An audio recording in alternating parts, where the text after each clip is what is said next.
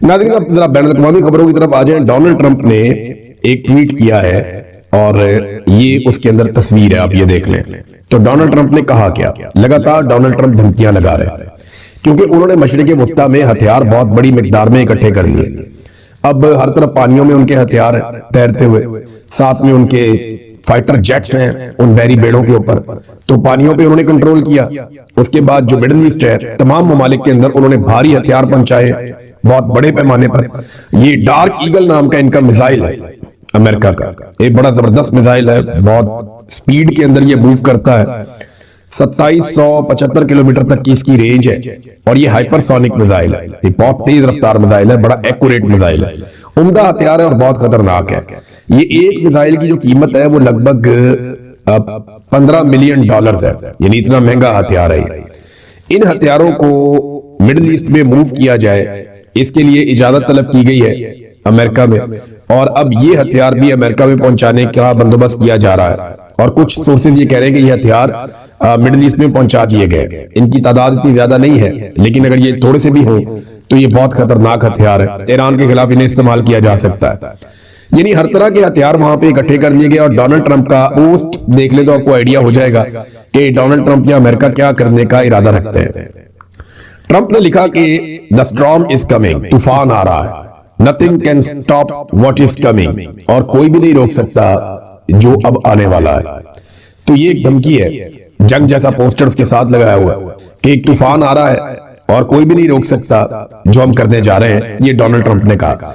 देखिए, पाकिस्तान को Donald Trump से बात करनी चाहिए कि जो जारहाना धमकियां वो लगातार लगा रहे हैं उसके साथ मुज़ाकरात मुमकिन नहीं है।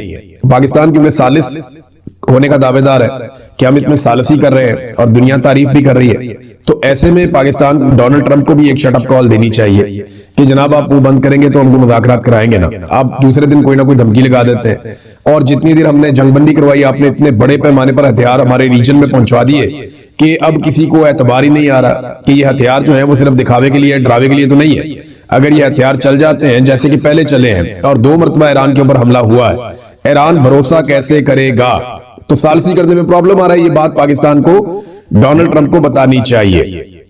अच्छा नाज़रीन, यहाँ पे एक और खबर है और वो ईरानी सुप्रीम लीडर और ईरानी सदर दोनों ने एक स्टेटमेंट जारी किया है। ये दोनों का स्टेटमेंट मैं आपके सामने रखूंगा तो आपको आइडिया हो जाएगा ईरान इसके ऊपर अब क्या सोच रहा है। जो सुप्रीम लीडर हैं ईरान के, आयतुल्लाह मुज्तबा खामनाई, उन्होंने जो स्टेटमेंट दिया, उन्होंने कहा जी हजारों किलोमीटर दूर बैठकर लालच की बुनियाद पर फसाद बर्पा करने वाले गैर मुल्कियों की जगह खलीज फारस के पानियों की तय के सिवा और कहीं नहीं है। यानी उनको हम यहाँ डबो देंगे, उनकी जगह और कहीं नहीं है।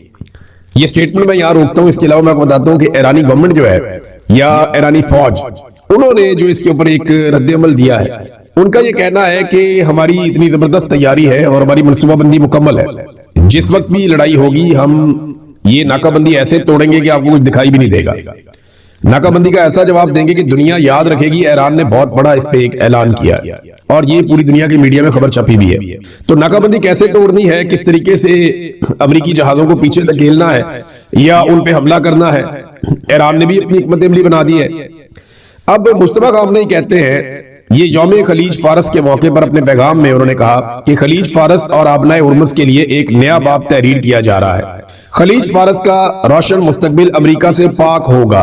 उन्होंने कहा कि इस खित्ते के रोशन मुस्तकबिल में अमेरिका